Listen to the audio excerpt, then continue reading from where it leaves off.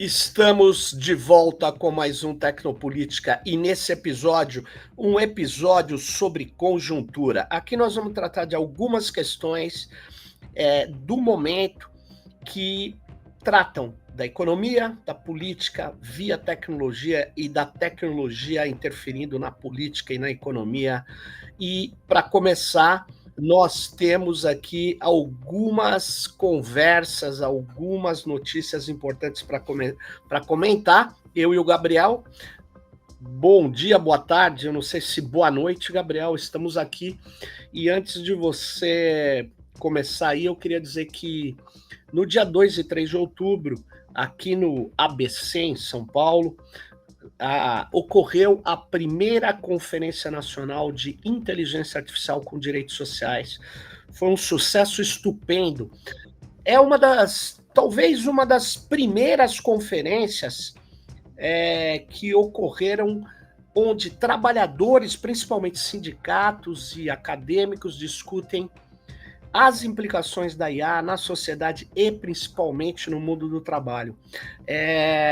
O Gabriel teve também, eu também tive, eu até participei de uma mesa, e essa conferência foi muito bem sucedida, contou com não só os sindicatos metalúrgicos de São Bernardo do Campo. O primeiro dia foi lá nos sindicatos metalúrgicos, o segundo dia foi na Universidade Federal do ABC. A organização foi da Frente de IA por Direitos Sociais, que começou e foi organizada no Ceará, que conta com seu coordenador, o José Vital, e com vários sindicatos e universidades do Ceará, tendo a ação pioneira que ocorreu lá no ano passado e que se tornou um evento nacional esse ano, e muito legal ter sido na Universidade Federal do ABC, que mostra a sua característica de relação com os movimentos e também sua característica multidisciplinar, interdisciplinar, né? Então, foi um evento muito bem sucedido, mais de 300 pessoas, representantes sindicais, pesquisadoras e pesquisadores, fenomenal mesmo. Fique ligado com essas notícias que vão sair sobre os resultados dessa conferência. As coisas, a tentativa de trazer os trabalhadores para o debate sobre o futuro da inteligência artificial e minimizar efeitos negativos que possam ocorrer, estão ocorrendo na precarização do trabalho. Gabriel, qual é o outro ponto que nós temos aí para conversar? Tudo bem, Sérgio? Prazer novamente estar aqui comentando essas notícias com você. Eu iniciar com a notícia da chegada do Ray-Ban Meta geração 2, né? Que é um óculos de realidade aumentada, assim, não é realidade aumentada, né, da Meta, porque ele na verdade não projeta nada não aumenta a realidade. O objetivo dele é outro, né? Mas é uma parceria que foi feita entre a Meta do Zuckerberg com a marca de óculos Ray-Ban. E esse óculos, qual é a ideia, né? Que você possa tirar fotos, possa gravar, transmitir ao vivo para as redes sociais da Meta, né? E chegou aqui no Brasil com o valor de R$ 3.299. Esse óculos, ele inclui 28 assistentes de IA e faz transmissão de áudio e vídeo em tempo real, IA, né, Ele é tradução em vários acionado. idiomas. E a questão que me chamou mais atenção é quem que vai ter essa disposição de gravar o dia inteiro, né? Você coloca o óculos e grava o seu dia inteiro, tira fotos, transmite para a rede social, ou seja, cada vez mais o que a professora José Van Dyke falou, né, naquele artigo dela sobre a ideia de dataficação, né? Ou seja, a realidade vai sendo transformada em dados. Você tem o dataísmo, que é a crença absoluta nos dados e nas empresas que controlam esses dados, e a pretensão dessas empresas de fazer um modelo de tudo, inclusive da sua própria vida, né? Modelar sua vida para depois te entregar publicidade, né? Então, é Mas uma loucura. é uma loucura, mas haja conexão, hein? Você ficar o tempo todo Sim, ali, né? Porque o teu óculos precisa estar conectado à internet. e provavelmente você pode desconectar, porque aí seria o cúmulo. Aí eu trago também a Shoshana Zuboff, quando ela fala do capitalismo de vigilância, né? Tudo isso é curioso, né? Porque você está se auto-vigiando o tempo todo, filmando tudo. E você me chamou a atenção aí com essa sua fala, Gabriel, que você lembra do Pokémon Go ou não? Lembra do Pokémon Me Go? lembro.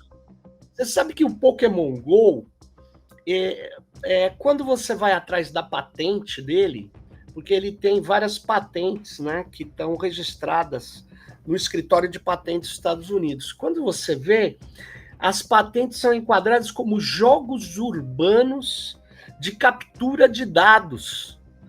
O termo é esse mesmo. Então, na verdade, o que era o Pokémon Go? Era uma forma de fazer as pessoas fotografarem praças, locais, ambientes externos e internos para a empresa que era, por coincidência, uma empresa montada pelo cara que criou o Google Earth, que é aquele Google que filma tudo, as cidades, né? Que tem aquele carro, lembra? Que viajava aí pelo Brasil, pelo mundo inteiro, com aquela gravação, né? E descobriu-se que aquele carro do Google também capturava as conexões, senhas, tudo por onde ele passava, não só filmava. E isso virou uma confusão, e eles acusaram, no primeiro momento, o estagiário, isso não cola, né? Porque os carros do Google tinham que ter antenas para captar os sinais de wireless, né? E aí foi indo até que cai esse diretor, esse cara que criou o programa do Google Earth, e ele vai embora com a patente. Você vê que teve um acordo. E aí ele monta a empresa que vai fazer o Pokémon Go. E em menos de um ano, ele obteve as imagens que o Google levou muito tempo para fazer. Por quê? Porque ele dizia que tinha um Pokémon Go numa certa mirada, aí você virava o celular com a fotografava e enviava para eles a imagem. Olha que loucura. Então esse óculos, por que eu falei do Pokémon Go? Porque esse óculos aí, ele continua nessa coisa de captar dados, né? De captar imagens, de vigilância efetivamente permanente, né? A Shoshana Zuboff foi muito feliz em cunhar o termo de capitalismo de vigilância, apesar que eu acho que o capitalismo é capitalismo e sempre foi de vigilância, é que agora ele exagera muito nessa pegada, né? A dataficação é brutal no capitalismo. Ô, Mas Sérgio, isso me lembra uma coisa. Tinha um filósofo no século XVIII chamado Pierre Laplace. Ele era um sim, matemático e era um físico do determinismo, não do determinismo tecnológico, mas do determinismo, vamos dizer assim, mecânico, né? Qual que era a ideia dele? Se você pudesse saber o estado de todas as partículas que estão no mundo, no universo, você poderia prever o futuro, porque tinha claro, a física newtoniana, né? Então, se você sabe o estado inicial de todas as coisas, você consegue saber para onde ela determinar o vai. futuro. Isso. E é mais ou menos isso, né, numa relação, fazendo um paralelo, que essas empresas tentam fazer. Elas tentam coletar dados de tudo que é possível para, quem Sim. sabe, prever o futuro, né, prever o seu comportamento numa perspectiva de que a realidade, ela mesma, ela é mecânica, né? Mas mais do que isso, eles fazem tentativas de previsão e predição, que é conduzir você para um determinado caminho que eles preveem que você pode traçar. E aí eles organizam o traçado. Muito louco isso. Mas vamos para outra, vamos para outra. O que temos ainda aí, Gabriel? A segunda notícia aqui, peguei do site Capital Digital, que aparece aí na tela, né? Que foi Você tá publicado. gostando muito do Capital Digital, o Eu nosso amigo que acompanho. faz o Capital Digital, ele fica muito feliz que você traga essas questões aqui, hein? Eu acompanho sempre porque tem notícias muito importantes sobre o uso das tecnologias digitais no Brasil, né? E foi publicada essa E instrução aí, normativa só um, pelo. Sim. só um negócio, ó, o Luiz Queiroz está feliz aí, hein? Continua, continua. foi publicada pelo GSI, o Gabinete de Segurança Institucional, que a ideia é que os dados considerados ultra-secretos, eles não possam ser tratados em nuvem. Ou seja, mesmo dentro do Brasil, esses dados considerados ultra-secretos, né, para quem não sabe, o ultra-secreto é uma classificação do sigilo no serviço público, uma das classificações, né? E esses dados que forem considerados ultra-secretos não podem ser usados em nuvem, nem Ô, mesmo nuvem nacionais. ô Gabriel, você está dizendo que é a instrução normativa número 8 de outubro de 25, é isso? Isso, a número 8. Por outro lado, Gabriel, é o seguinte, essa instrução normativa, ela vem para garantir, porque o dado ultrasecreto não podia já na instrução anterior. Ela flexibiliza, viu, o uso de nuvem. Eu vou ler aqui muito rapidamente para as nossas ouvintes e para os nossos ouvintes o artigo 1º dessa instrução normativa do Gabinete de Segurança da Informação, tratando de classificação e computação em nuvem. Ele diz no artigo 1º assim: ficam dispostos os requisitos mínimos de segurança para o tratamento de informação classificada em computação em nuvem. Aí no artigo 2 ele diz, olha que marotagem. Para fins de instrução normativa, entende-se como a nuvem para tratamento de informação classificada a infraestrutura de computação em nuvem privada ou comunitária, gerida exclusivamente por órgão de registro ou por empresa habilitada como postos de controle. Ela, na verdade, Gabriel, ela abre a possibilidade daquilo que está sendo anunciado, foi anunciado um pouco tempo antes, que é o acordo entre GSI e a Amazon Web Server para cibersegurança. Então, curiosamente, a empresa Amazon Web Server, que faz parte do complexo militar industrial americano, que é linha de frente geopolítica do governo Trump, a militares gigantosféricos que participou do massacre da faixa de Gaza, ofertando capacidade computacional e soluções de IA e nuvem para as forças israelenses, essa mesma empresa tem um acordo privilegiado com o GSI. Será que esse acordo é soberano, cara?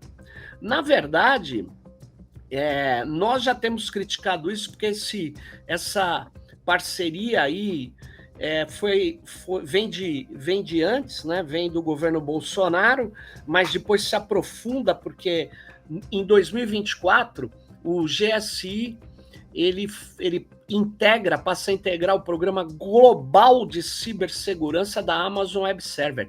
Seja lá o que for, um programa global de cibersegurança. Então, essa adesão é feita na parceria. Parceria é uma carta de intenções, né, Gabriel? No dia 28 de junho de 2024. E agora, esse ano, há alguns dias atrás, eles assinaram um convênio ali com a Amazon Web Server. Então, na verdade, a instrução normativa vem depois para regularizar aquilo.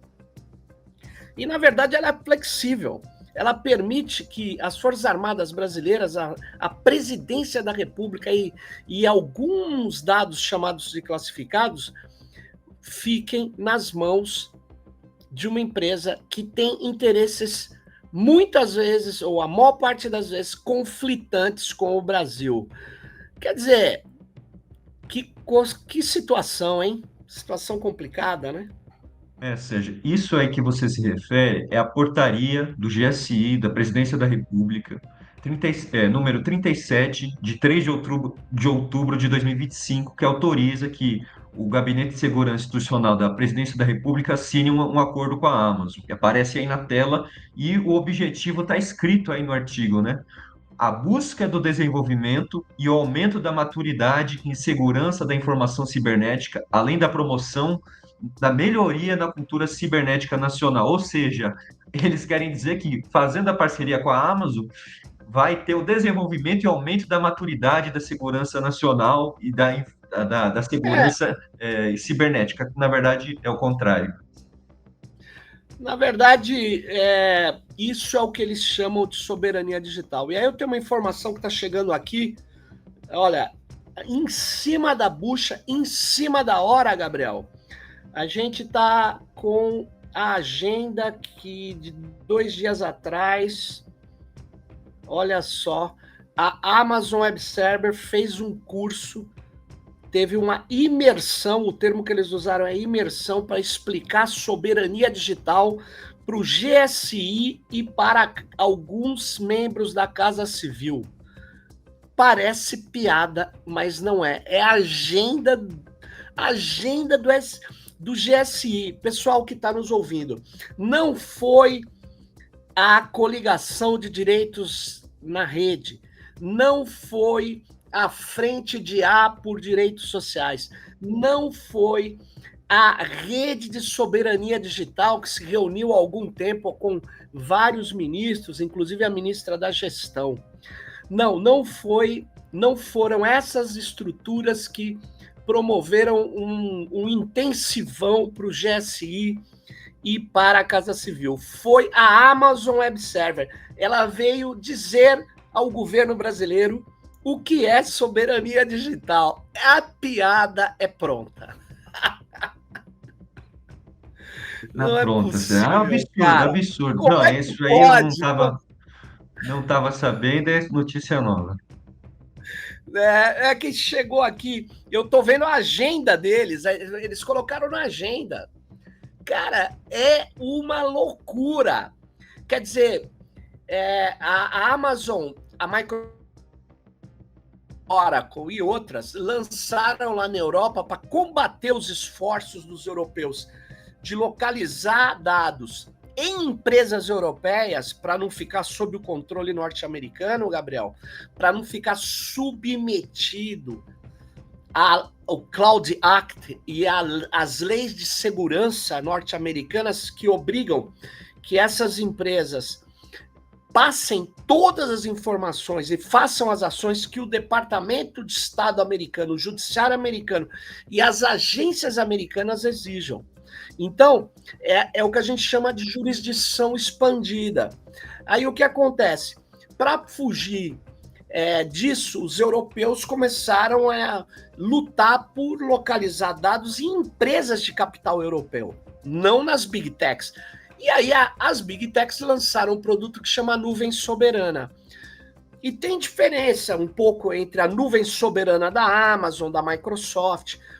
E aí eles foram ensinar, repare isso, eles fizeram um intensivão com o Gabinete de Segurança Institucional e com a Casa Civil sobre o que é soberania na concepção da Amazon. Pelo amor de Deus, é o que eu tenho dito. Antes, os cientistas políticos debatiam entre si vários conceitos polêmicos, soberania, como classificar, como categorizar, como definir. Não há um consenso sobre isso, até porque a soberania sempre foi uma palavra usada em debates, em confrontos políticos, né? E nunca imaginávamos que a soberania agora ela foi capturada pelas Big Techs e os seus departamentos de marketing promovem o conceito de soberania. Então, os cientistas políticos agora têm que debater com os marqueteiros que douram a pílula para capturar esses gestores desavisados, alguns alienados, outros. O termo é que não são muito favoráveis à chamada ou ao chamado desenvolvimento tecnológico nacional. Essa que é a verdade, né? Mas vamos para outra, Gabriel, porque isso aqui é triste, mas é real, gente. A nossa última notícia aqui, né, é que a OpenAI, ela fez uma atualização, anunciou uma mudança, né, que permite que os desenvolvedores integrem aplicativos diretamente dentro do ChatGPT. A matéria da Wired aparece aí, né, é que a intenção é que seja a OpenAI quer que você use como um sistema operacional, né? Ou seja, você poderia controlar diferentes apps sem sair da conversa com o GPT. E isso aí ressalta a ideia, né, de monopólio, né? Na verdade, dessas empresas, porque elas querem que você fique no ambiente delas e não saia, o que é o contrário, vamos dizer assim, a ideia de concorrência, né? Ela acaba tendo sempre essa tensão com a ideia de monopólio, né? Porque a concorrência no neoliberalismo, ela leva ao monopólio, né? Na verdade, o neoliberalismo ele prega a concorrência onde a concorrência não existe, né? É o medo de que venha a existir. Então, o neoliberalismo ele nunca foi como o liberalismo, que faz um culto à concorrência, né? Não, não, ele nunca se iludiu com a ideia de concorrência, porque a ideia de concorrência no capitalismo ela não é verificada empiricamente, Gabriel, nos principais ramos da economia. Em geral, eles tendem ao monopólio. E numa economia de rede, aí a tendência ao monopólio é total, né? No caso, o que a OpenAI está querendo fazer é atrair, né, toda a sua atenção e toda a sua atividade digital para dentro dela, né? Então, provavelmente o Google vai reagir, porque ele disputa. A OpenAI é um arranjo, principalmente com a Microsoft, né? E tanto a Microsoft quanto a OpenAI são empresas diferentes. A OpenAI nem empresa né? É um arranjo meio complexo. Mas, enfim, a OpenAI, que não é open, diga-se de passagem, ela está namorando a Oracle, já está com outras coisas, e a Microsoft também está desenvolvendo sua própria tentativa. Daqui a pouco eles vão vamos dizer, libertar desse abraço apertado que eles têm dado um no outro, porque a OpenAI usa a nuvem da Microsoft, mas pelo jeito tem outras coisas acontecendo aí nos bastidores das decisões empresariais desses grandes grupos, né? Mas o que o Google certamente vai reagir, né? A Meta vai reagir, tá? Todos eles criam, né, tentativas de aprisionamento, né, que os marqueteiros chamam de fidelização, mas na verdade é tentar manter você dentro das organizações daquele grupo, né? E aí, por que isso? Porque aí você fica navegando lá e eles vão tomando seus dados e apurumando, né? Tornando mais preciso, né, a perfilização, ou seja, a construção do perfil de cada um. Né? Isso é bastante curioso. E uma das coisas que as pessoas não acham é que o chat GPT, qualquer outro chat, o chat é a interface para o grande modelo de linguagem que está rodando lá longe, né? Então, esses chats, eles coletam informação também o tempo todo, né? Tanto é que a maioria deles fala, olha, se você tem uma informação que você não quer que ninguém saiba, não põe aqui, né? O Gabriel, tem colocado peças dentro ali daqueles modos de anexação de documentos para depois usar o modelo pré-treinado para fazer textos novos, né? Daí a ideia de esses LLMs também são generativos, né? Então, ao colocar jurisprudência, decisões, textos, muitas vezes que estão protegidos por sigilo, você está entregando isso para a OpenAI treinar os seus novos modelos e ficar com essas informações, né? As pessoas não podem ser tão ingênuas com isso, né? Mas é isso, né? Essa prática monopolista ou concentradora é o que o Wired traz nessa matéria, né? Usando uma informação que pode... Não é bem isso, né? A OpenAI não é um sistema operacional. O sistema operacional é o que roda na tua máquina, mas é que ela quer fazer, às vezes, de um sistema operacional, né? Ela quer ser o gerenciador de tudo, né? É nesse sentido, né? De todas as operações que você faça online. É isso, né? Ao gerenciar tudo, eles aprisionam, né? A ideia do aprisionamento tecnológico e tornam você dependente, assim como já se faz, né? Todas essas outras big techs, né? Então é só ela tentando estender seu modelo de negócio para ficar parecido com o que essas outras já fazem, né? Não, é isso mesmo, isso mesmo. Mas é isso aí. Então nós estamos no final aqui deste Tecnopolítica Conjuntura, e a notícia boa desse Tecnopolítica Conjuntura é que os sindicatos, os pesquisadores fizeram a primeira Conferência Nacional de IA por Direitos Sociais. Um evento originalíssimo, um evento pioneiro que aconteceu aqui no ABC Paulista, berço do novo sindicalismo, que também se debruça sobre as implicações da inteligência artificial, né, no mundo do trabalho, né? Então, você fique ligado no próximo Tecnopolítica. Bye bye, gente. Tchau, até o próximo Tecnopolítica Conjuntura.